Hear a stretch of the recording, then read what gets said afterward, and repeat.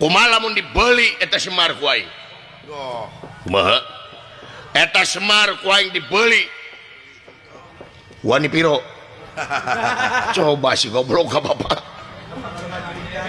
mau bisa dibeli ku aing 1 miliar mau dibikeun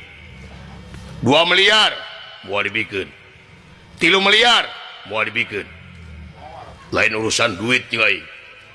ieu make ya aing boga duit 10 miliar kumaha lamun Semar dibeli ku aing 10 miliar jadi si goblok kakolot kumaha sia teh 10 miliar goblok jadi gede duit teh lain hayang keramik dapur sia teh